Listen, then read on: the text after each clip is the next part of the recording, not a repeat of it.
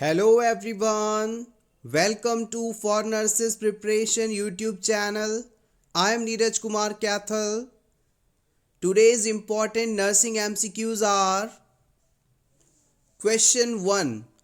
Management of GERD disease except अगर किसी person को गैस्ट्रोइसोफेजियल रिफ्लेक्स डिजीज है तो इसके मैनेजमेंट में कौन सा तरीका या इंटरवेंशन इस्तेमाल नहीं किया जाएगा।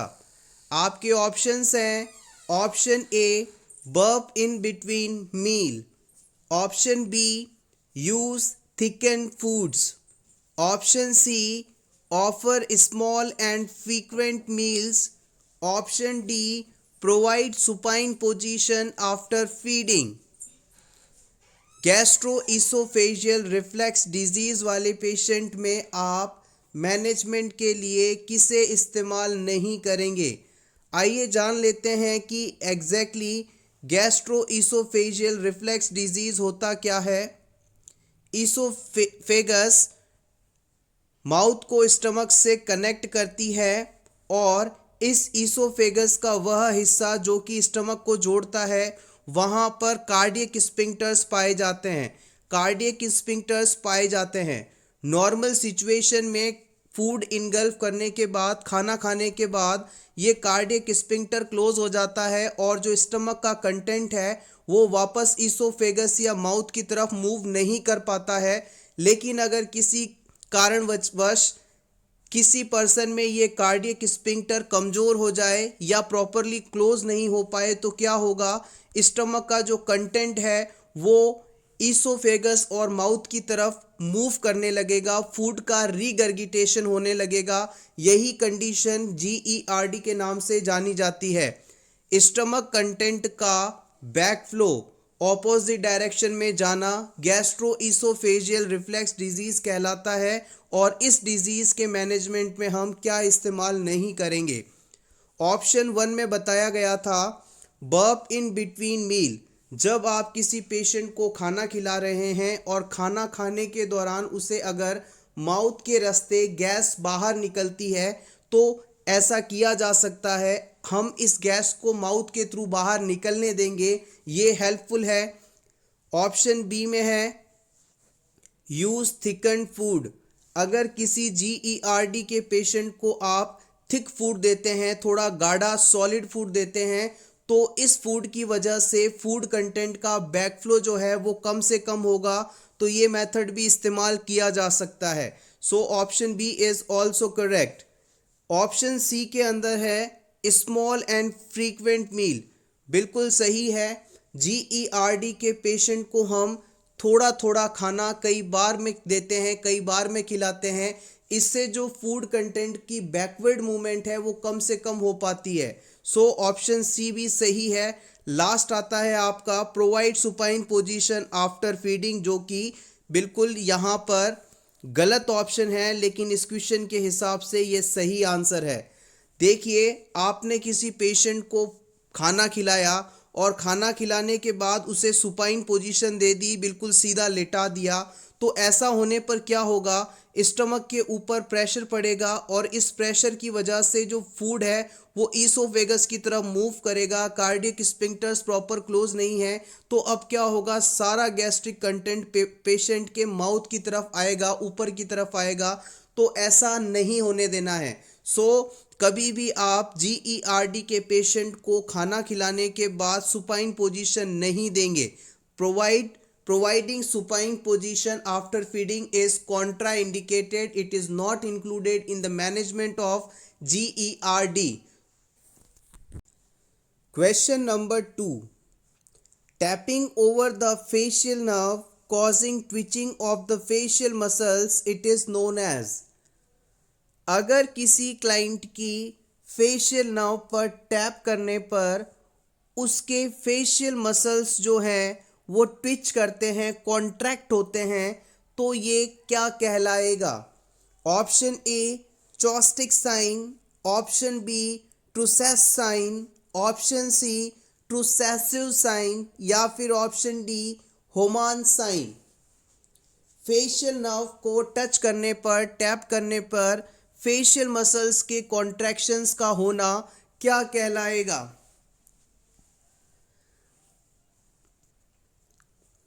The right answer is option A, it is called Chvostek sign. याद रखिएगा, ऑप्शन ए और सी, चॉस्टिक साइन और ट्रोसेसु साइन, दोनों ही हमारे शरीर में कैल्शियम की कमी होने पर देखे जाने वाले इंपॉर्टेंट साइन है। अगर किसी पर्सन की बॉडी में हाइपोकैल्सीमिया कंडीशन होती है, कैल्शियम का लेवल 8.5 से कम हो जाता है, तो इस कंडीशन में चॉस्टिक साइन और ट्रोसेसु साइन देखने को मिलते हैं। चॉस्टिक साइन, जैसा कि क्वेश्चन में बताया गया है, पेशेंट के फेस में मौजूद फेशियल नर्व पर जैसे ही आप टैप करेंगे तो उसके फेशियल मसल्स कॉन्ट्रैक्ट होंगे और ये कंडीशन चॉस्टिक साइन कहलाती है। ट्रोसेसु साइन की यदि बात की जाए तो ट्रोसेसु साइन के अंदर हाइपोकैल्सीमिया वाले पेशेंट को जैसे ही आप बीपी कफ लगाकर उसे इन्फ्लेट करेंगे, बढ़े हुए प्रेशर के कारण उसके हैंड एरिया में, हैंड के डिस्टल पार्ट के अंदर कार्पल स्पाज्म आएंगे और उसका जो हाथ है वो अंदर की तरफ फोल्ड होने लगेगा कॉन्ट्रैक्शन की वजह से। यही साइन जो है ट्रोसेसु साइन कहलाएगा। पेशेंट में आप बीपी कफ लगाकर उसे इन्फ्लेट करेंगे और फिर इन्फ्लेशन के प्रेशर के कारण उसका जो हाथ है वो अंदर की तरफ, ऊपर की तरफ फोल्ड होने लगेगा। इसी को हम ट्रोसेसु साइन कहते हैं। इसके अलावा एग्जाम में होमान साइन क्या है ये भी पूछा गया है। याद रखिएगा, होमान साइन जो है डीप वेन थ्रोम्बोसिस की कंडीशन में देखा जाता है। डीप वेन थ्रोम्बोसिस में होमान साइन देखने को मिलता है। Question number 3, most effective way to prevent bed sores in bedridden patient is. एक ऐसा पेशेंट जो कि लंबे समय से बेड पर ही है, बेड रेस्ट पर है, इसमें आपको बेड सोर डेवलप ना हो, इसके लिए मोस्ट इफेक्टिव मेथड कौन सा है वो बताना है। याद रखिएगा, यहाँ पर मोस्ट इफेक्टिव मेथड आपको सेलेक्ट करना है जो सबसे प्रभावी होगा। Option A, 2 hourly position change. Option B, daily bed bath. Option C, avoid moisture. Option D, maintain good nutritional status. इस क्वेश्चन में चारों ही इंटरवेंशंस ऐसे हैं जिनके द्वारा हम बेड सोर्स को प्रिवेंट कर सकते हैं, लेकिन आपको मोस्ट इफेक्टिव मेथड को सेलेक्ट करना है। प्रीवियस एग्जाम में इस क्वेश्चन को पूछा गया था। The right answer is option ए। किसी भी पेशेंट में यदि आप हर 2 घंटे बाद उसकी पोजीशन को चेंज करते हैं तो ये सबसे इफ़ेक्टिव तरीका माना जाएगा जिससे कि हम पेशेंट में बेड सोर्स के डेवलपमेंट को रोक सकते हैं। याद रखिएगा, अनकॉन्शियस पेशेंट हो, बेड रिडन पेशेंट हो, इस पेशेंट को हर 2 घंटे बाद आपको पोजीशन चेंज करवाना है। ऐसा करके हम उसमें बेड सोर्स होने की संभावना को बिल्कुल कम कर सकते हैं।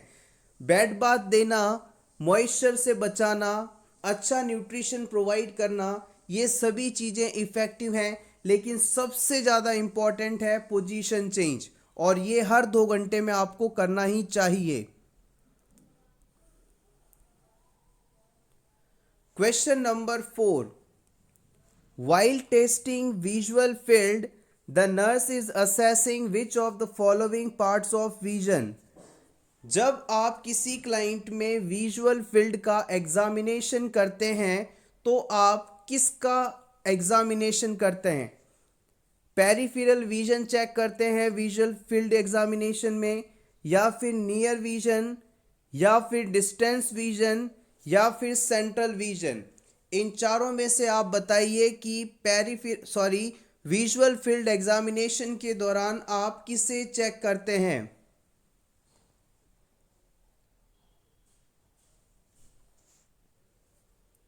The right answer is option A, visual field examination के दौरान पेशेंट को किसी एक पॉइंट पर फोकस करके देखते रहने को कहा जाता है और इस पॉइंट पर फोकस करते हुए पेशेंट इस पॉइंट के आसपास कितना ऊपर नीचे कितना दाएं से बाएं देख पा रहा है, इस चीज को हम विजुअल फील्ड एग्जामिनेशन कहते हैं और इसके द्वारा बेसिकली हम पेरिफेरल विजन फील्ड कितना है इसे असेस करते हैं। Option A correct. Question number 5, prolactin hormone is helpful to produce. Prolactin hormone किसके प्रोडक्शन में हेल्प करता है?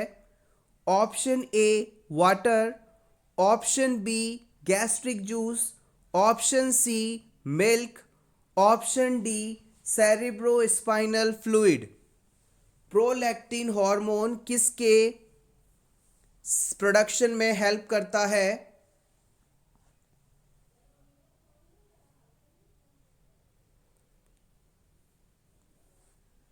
The right answer is option C.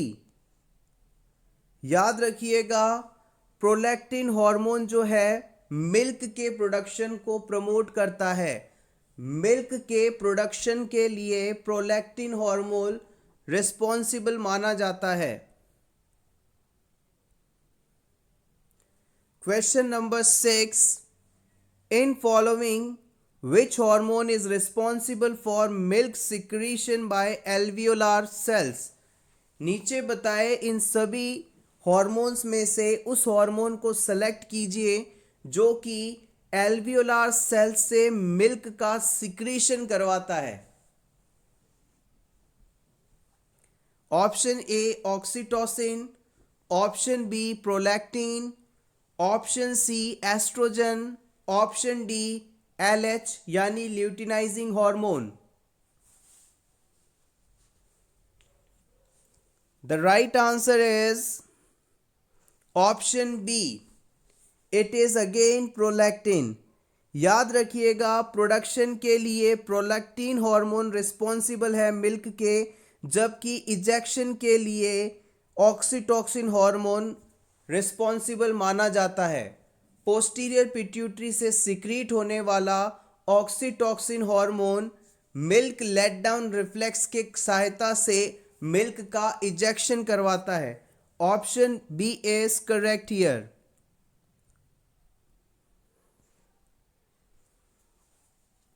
Question number 7, which factor does the nurse consider most likely contributes to the increased incidence of hip fracture in older adults?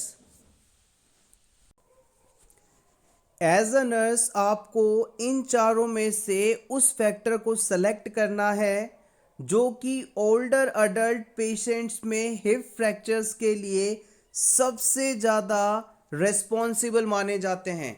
इन चारों में से किस वजह से ओल्डर अडल्ट्स में हिप फ्रैक्चर्स होते हैं? Option A carelessness, option B fragility of bones, option C sedentary existence, option 4 rheumatoid disease. इन चारों में से किसकी वजह से ओल्डर अडल्ट्स में, बूढ़े लोगों में हिप फ्रैक्चर सबसे ज़्यादा होता है?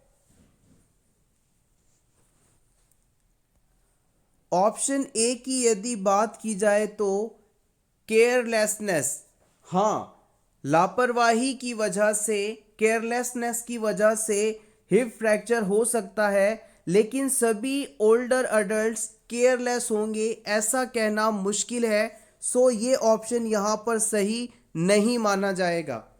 ऑप्शन 4 की यदि बात की जाए रूमेटॉइड डिजीज़, रूमेटॉइड डिजीज़ की वजह से स्केलेटल सिस्टम प्रभावित होता है, लेकिन इसकी वजह से हिप फ्रैक्चर्स हों ऐसा कहना सही नहीं है।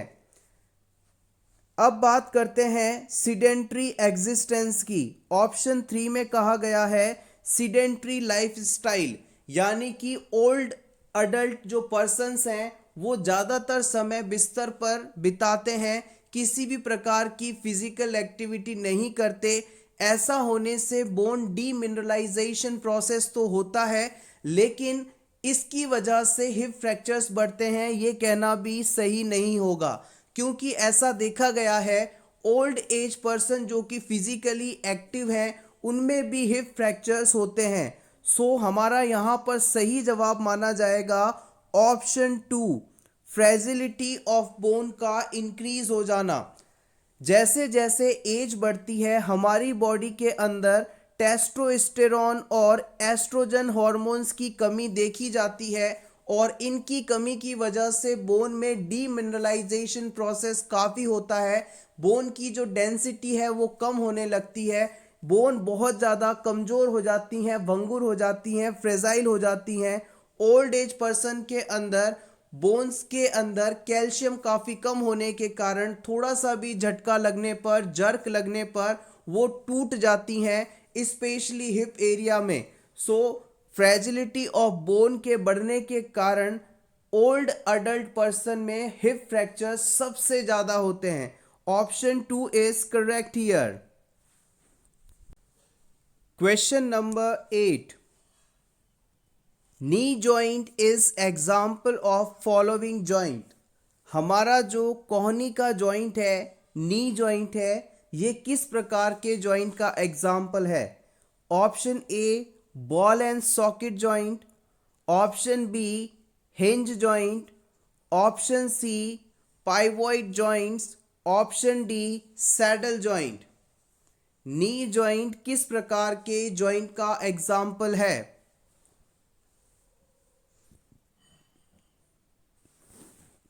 The right answer is option B. Knee joint is an example of hinge joint.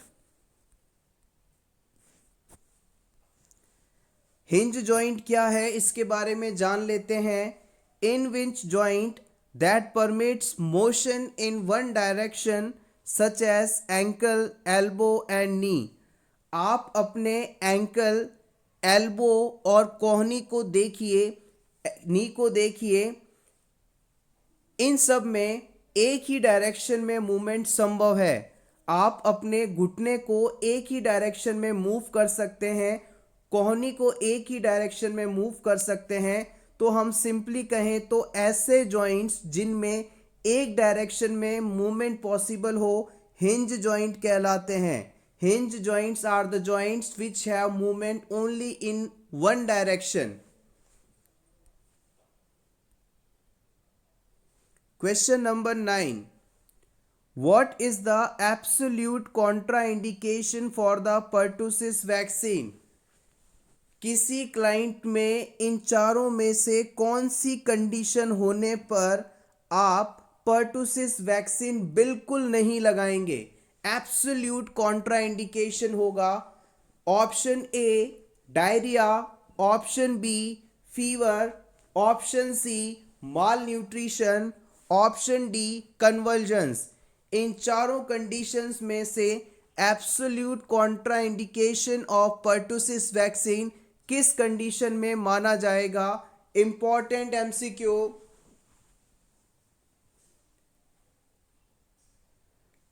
The right answer is option D. याद रखिएगा, अगर किसी क्लाइंट को कन्वर्जन्स आ रहे हैं, सीजर्स आ रहे हैं, तो उन्हें आप कभी भी परटूसिस वैक्सीन नहीं लगाएंगे। Option D is correct. आइए अब जान लेते हैं परटूसिस कंडीशन के बारे में। Pertussis also known as whooping cough, it is highly contagious respiratory disease. It is caused by bacterium Borrelia pertussis. Pertussis जो डिजीज है इसे हम वुपिंग कफ या 100-day कफ के नाम से भी जानते हैं। ये एक हाईली कंटेजियस रेस्पिरेटरी डिजीज है, यानी कि ये बहुत ही तेजी से फैलने वाला रेस्पिरेटरी सिस्टम का डिजीज है, कम्युनिकेबल डिजीज है। कंटेजियस शब्द का मतलब होता है कम्युनिकेबल, जो एक पर्सन से दूसरे पर्सन में तेजी से फैल सकता है। इसका कॉजेटिव ऑर्गेनिज्म यदि आपसे पूछा जाए तो आप बताएंगे ये बॉर्शेला पर्टुसिस नाम के बैक्टीरिया द्वारा होता है। पर्टुसिस डिजीज बॉर्शेला पर्टुसिस नाम के बैक्टीरिया द्वारा होने वाला डिजीज है। Pertussis is known for uncontrollable violent coughing which often make it hard to breathe। याद रखिएगा पर्टुसिस के पेशेंट को इतनी ज़्यादा खांसी आती है, कफिंग होती है कि वो सांस भी नहीं ले पाता और इस वजह से कई बार पेशेंट की डेथ तक हो जाती है। इसलिए इसे हम इतना सीवियर मानते हैं, इसीलिए इसे हम 100 डे कफ के नाम से जानते हैं। अब इस वैक्सीन को हम इन 4 सिचुएशन में नहीं देते हैं। सबसे पहली है हाइपर सेंसिटिविटी टू वैक्सीन। अगर किसी पर्सन को इस वैक्सीन से एलर्जी है, हाइपर सेंसिटिविटी है, तो आप नहीं देंगे। इसके अलावा पेशेंट यदि कोलैप्स्ड है, शॉक की स्थिति में है, तो आप इसे नहीं देंगे। अगर किसी क्लाइंट में 40.5 डिग्री सेंटीग्रेड से ज़्यादा फीवर है तो आप इस वैक्सीन को उसे नहीं देंगे और कन्वर्जेंस में आप इसे बिल्कुल नहीं देंगे।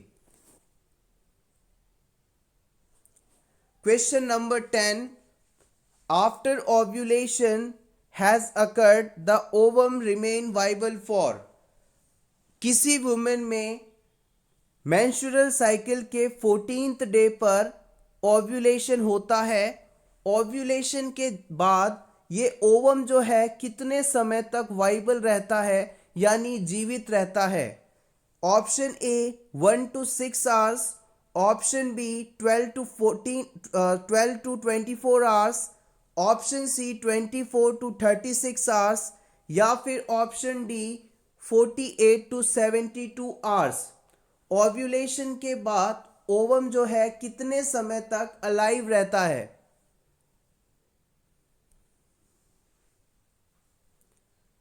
The right answer is option B.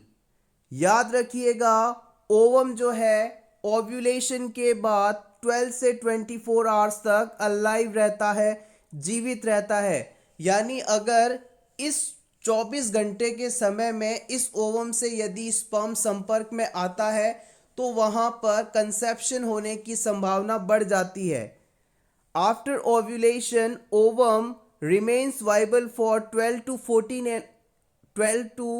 24 hours and for sperm 48 to 72 hours in female genital tract। Intercourse के बाद जब स्पर्म फीमेल जेनाइटल ट्रैक्ट में पहुंचता है तो वहां पर वो 48 से 72 घंटे तक अलाइव रह सकता है। या सिंपली हम कहें तो ओव्यूलेशन के बाद जो ओवम है वो एक दिन के लिए यानी 12 से 24 घंटे तक अलाइव रहता है। जबकि यदि स्पर्म की बात की जाए तो वो फीमेल जेनाइटल ट्रैक्ट में पहुंचने के बाद 2 से 3 दिन यानी 48 से 72 आवर्स तक अलाइव रह सकता है। ये प्रीवियस एग्जाम में क्वेश्चन पूछा गया है। Take screenshot for your revision. Question number 11, hormone which plays most important role in preparing the uterus for pregnancy. उस हार्मोन का नाम बताइए जो कि सबसे ज़्यादा इम्पॉर्टेंट है यूट्रस को प्रेगनेंसी के लिए तैयार करने में। Option A prolactin, option B progesterone, option C human chorionic gonadotropin, option D follicle stimulating hormone.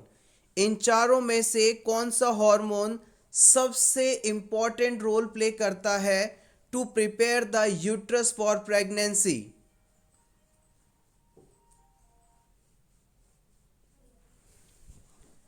The right answer is option B. याद रखिएगा progesterone is the important or we can say most important hormone that prepares the uterus for pregnancy। progesterone mainly secreted by the cells of corpus luteum during the second half of menstrual cycle. menstrual cycle के second half में corpus luteum के द्वारा progesterone hormone secrete किया जाता है और ये pregnancy को मेंटेन करता है।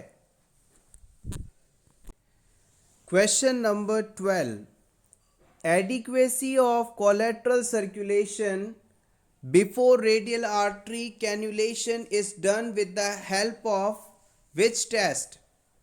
अगर किसी क्लाइंट में आपको एबीजी एग्जामिनेशन करना है या फिर रेडियल आर्टरी कैन्युलेशन करना है तो इस आर्टरी की पेटेंसी यानी इस आर्टरी के द्वारा ब्लड सर्कुलेशन प्रॉपर हो रहा है या नहीं, इसे आइडेंटिफाई करने के लिए कौन सा टेस्ट परफॉर्म किया जाता है।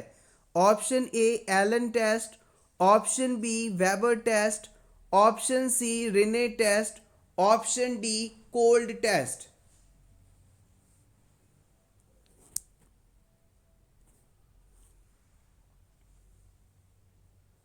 The right answer is option A. याद रखिएगा, एलन टेस्ट जो है एबीजी करने से पहले आर्टरीज की पेटेंसी यानी उनमें सर्कुलेशन प्रॉपर है या नहीं, इसे आइडेंटिफाई करने के लिए इस्तेमाल किया जाता है। Allen test will be perform to find out the adequacy of ulnar circulation before radial artery cannulation. याद रखिएगा, रेडियल आर्टरी में कैन्युलेशन करने से पहले, उसे पंचर करने से पहले हम अल्नर सर्कुलेशन को आइडेंटिफाई करते हैं with the help of Allen's test. इसके अलावा ऑप्शन में दिए गए वेबर टेस्ट और रिने टेस्ट जो हैं वो आपके हियरिंग इम्पेयरमेंट है या नहीं, इस चीज़ को आइडेंटिफाई करने के लिए इस्तेमाल किया जाता है। और आपका जो कोल्ड टेस्ट है ये एक यूरिन टेस्ट है जो कि यूरिन में एल्ब्यूमिन प्रोटीन है या नहीं, इस चीज़ को आइडेंटिफाई करने के लिए यूज़ किया जाता है। याद रखिएगा, cold test is a urine test done to examine urine for albumin.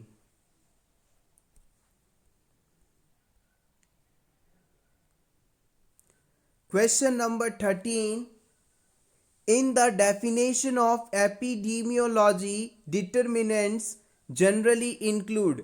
आपको यहाँ बताना है कि एपिडीमियोलॉजी डिटर्मिनेंट्स में हम किसे इंक्लूड करते हैं। गौर कीजिएगा, एपिडीमियोलॉजी डिटर्मिनेंट आपसे पूछा जा रहा है। ऑप्शन ए है होस्ट, ऑप्शन बी है causes and risk factors, option C है कंट्रोल मेजर्स, ऑप्शन डी है सोर्सेस। एपिडीमियोलॉजी डिटर्मिनेंट्स में हम किसे इंक्लूड करते हैं।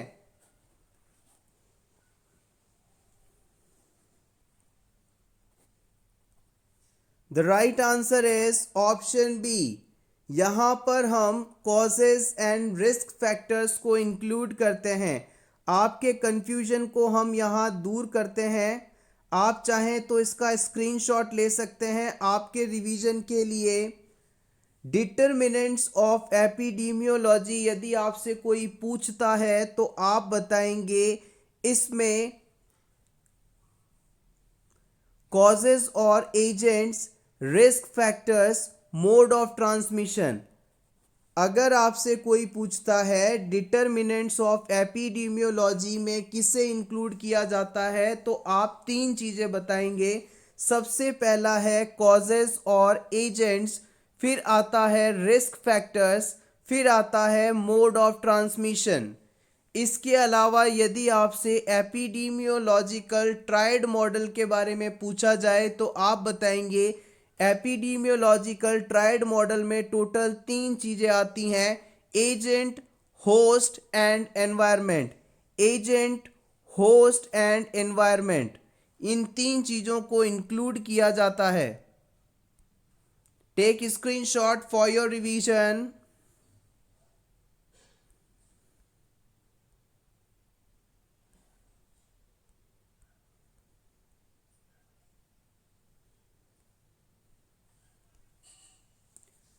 Question number 14, A client is diagnosed with Hodgkin's disease. Which lymph nodes does the nurse expect to be affected first? अगर किसी client को हॉडकिंस डिजीज होता है तो कौन सी लिम्फ नोड सबसे पहले प्रभावित होंगी?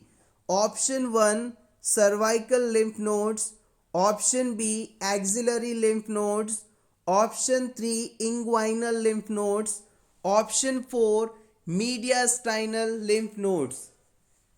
आपको बताना है हॉटकिंस डिजीज में सबसे पहले कौन सी लिम्फ नोड्स प्रभावित होती हैं।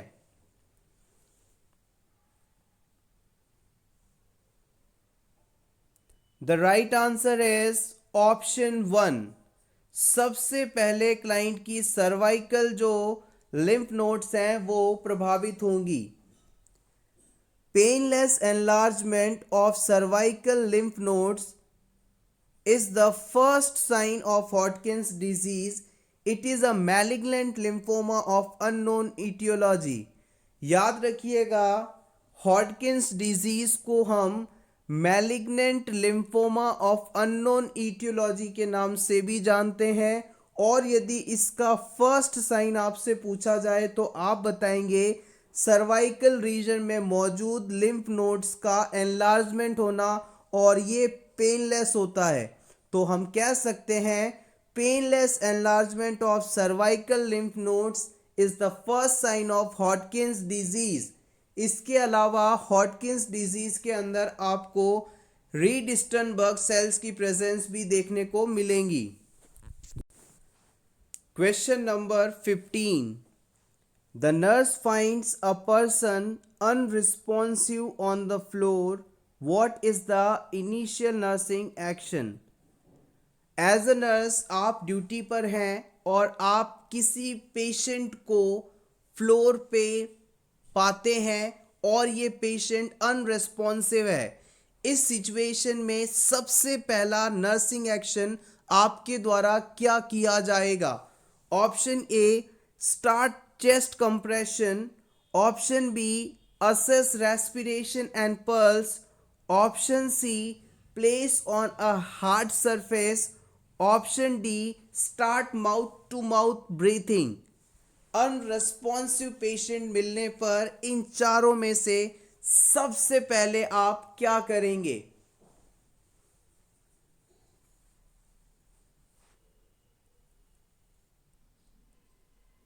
The right answer is option B. सबसे पहले हम पेशेंट में रेस्पिरेशन है या नहीं, पल्स चल रही है या नहीं, इस चीज को आइडेंटिफाई करेंगे, असेस करेंगे। और अगर पेशेंट रिस्पॉन्सिव है, उसमें पल्स नहीं है, रेस्पिरेशन नहीं है, तो फिर हम पेशेंट को हार्ड सरफेस पर रख कर माउथ टू माउथ ब्रीथिंग देंगे और चेस्ट कंप्रेशंस भी देंगे। तो सबसे पहला एक्शन ये होगा कि हमें ये कंफर्म करना होगा कि पेशेंट में रेस्पिरेशन और पल्स है या नहीं। Option B is correct here. Question number 16। The tracheal windpipes is made up of cartilage rings. The shape of rings is, हमारा जो ट्रेकिया है जिसे आप विंड पाइप के नाम से भी जानते हैं, ये कार्टिलेज से बनी कुछ रिंग्स से मिलकर बना होता है। इन रिंग्स का शेप कैसा होता है? ऑप्शन ए ये सी शेप की होती हैं, ऑप्शन बी ये एस शेप की होती हैं, ऑप्शन सी ये कॉइन शेप की होती हैं, या फिर ऑप्शन डी स्ट्रेट शेप की होती हैं। जो रिंग्स हैं ट्रेकिया में पाई जाती हैं किस शेप की होती हैं? The right answer is option A. Trachea में जो रिंग्स पाई जाती हैं वो सी शेप्ड रिंग्स होती हैं। ये कुछ इस प्रकार की रिंग्स होती हैं जो ट्रेकिया को कोलैप्स होने से बचाती हैं। आइए इनके बारे में जान लें। The trachea is surrounded by the 16 to 20 rings of hyaline cartilage. These rings are incomplete and C-shaped. आपसे पूछा जा सकता है कि ट्रेकिया में कुल कितनी सी शेप्ड रिंग्स पाई जाती हैं, तो आप बताएंगे 16 से 20 टोटल होती हैं। ये किससे बनी होती हैं, तो आप बताएंगे ये हाइलाइन कार्टिलेज से बनी होती हैं। और इस क्वेश्चन में जैसा कि पूछा गया था कि ये किस शेप की होती हैं, तो आप बताएंगे ये सी शेप की होती हैं। Question number 17. A nurse is caring for a patient experiencing acute respiratory failure. As a nurse, आप किसी ऐसे पेशेंट की केयर कर रहे हैं जिसमें acute respiratory failure जैसी कंडीशन है। As a nurse, इस एपिसोड के दौरान इस पेशेंट में डेवलप हो रही कौन सी कंडीशन को आप तुरंत रिजॉल्व करने की कोशिश करेंगे? Option A hypoventilation, hypoxaemia and hypercapnia. Option B hyperoxaemia, hypocapnia and hyperventilation. Option C hyperventilation, hypertension, hypocapnia. Option D hypotension, hyperoxaemia and हाइपरकैप्निया।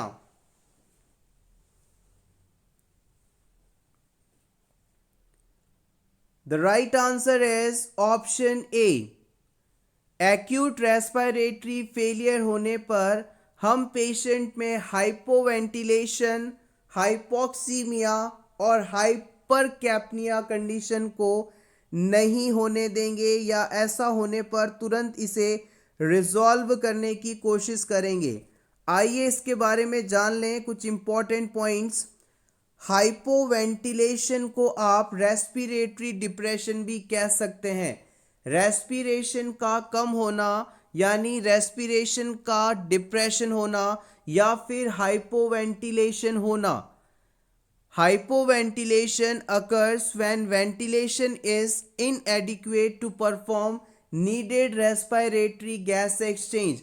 अगर किसी पेशेंट में हाइपोवेंटिलेशन है तो इस सिचुएशन में रेस्पिरेटरी गैस एक्सचेंज जो है वो काफ़ी कम हो जाएगा। By definition, it causes an increased concentration of carbon dioxide that is called hypercapnia and respiratory acidosis. और याद रखिएगा, जब भी पेशेंट में हाइपोवेंटिलेशन होगा उसे जब प्रॉपर सांस नहीं आ रहा होगा यानी प्रॉपर गैसियस एक्सचेंज नहीं हो रहा होगा, तो इस कंडीशन में पेशेंट की बॉडी में कार्बन डाइऑक्साइड यानी CO2 का लेवल बढ़ जाएगा और इसे ही हम हाइपरकैप्निया के नाम से जानते हैं। CO2 का लेवल अगर बढ़ रहा है तो जो pH है वो कम होगी यानी रेस्पिरेटरी एसिडोसिस की कंडीशन देखने को मिलेगी। क्वेश्चन नंबर 18, प्रीवियस एग्जाम में इस क्वेश्चन को कई बार पूछा गया है। While administering ear drop in infant, the nurse should pull the ear pinna of the ear in which direction? अगर किसी इन्फेंट में यानी 1 साल से कम उम्र के बच्चे में आपको ईयर ड्रॉप इंस्टिल करनी है, डालनी है, तो आप इस बच्चे के ईयर पिन्ना को किस डायरेक्शन में पुल करेंगे, खींचेंगे? Option A downward and backward, option B downward and upward, option C upward and backward, option D backward and upward.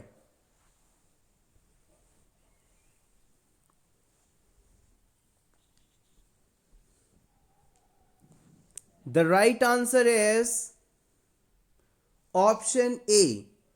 याद रखिएगा, इस 1 साल के बच्चे में हम ईयर ड्रॉप डालने के लिए ईयर पिन्ना को डाउनवर्ड और बैकवर्ड साइड में पुल करेंगे।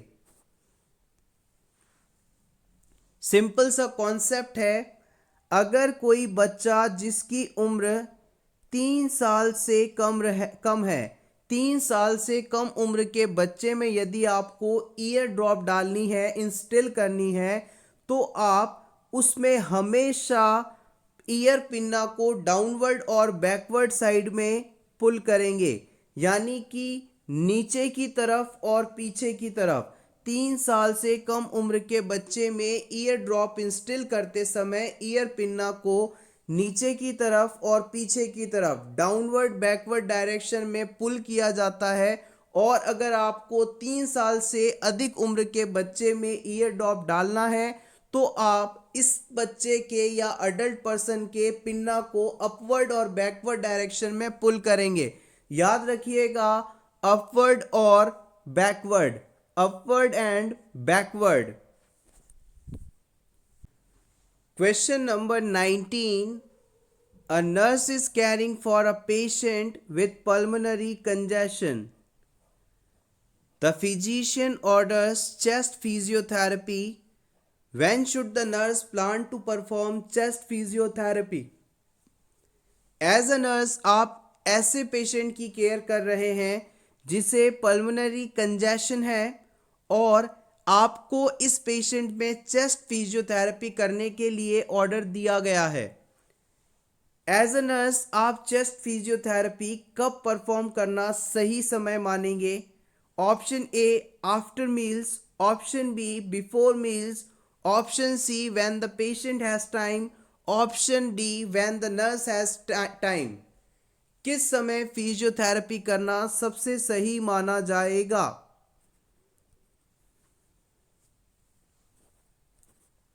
The right answer is option B.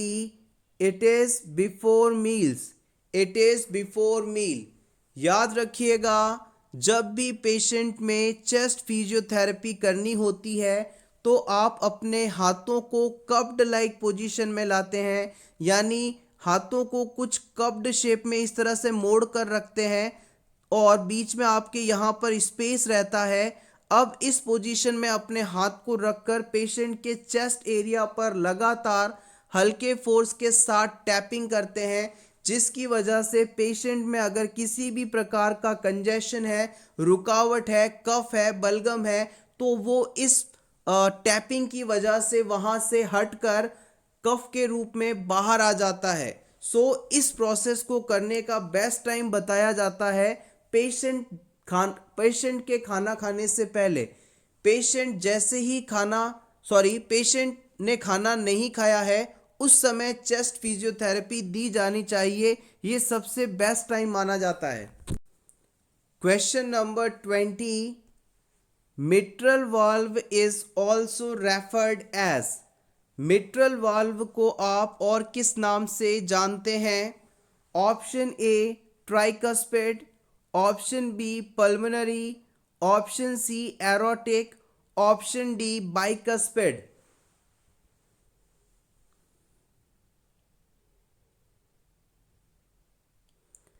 ये आपका हार्ट है, ये इसके 4 चैम्बर्स हैं। आपको हिंट दे देता हूं मैं, जो मिट्रल वाल्व है वो इस जगह पर पाया जाता है और इसे आप और किस नाम से जानते हैं? The right answer is option D, it is also called bicuspid valve. हमारे लेफ्ट एट्रियम और लेफ्ट वेंट्रिकल के बीच में पाया जाने वाला बाइकस्पिड स्ट्रक्चर वाला जो वाल्व है वो है mitral valve. Option D correct here. Last question of this video. Blood moves from right atrium to right ventricle.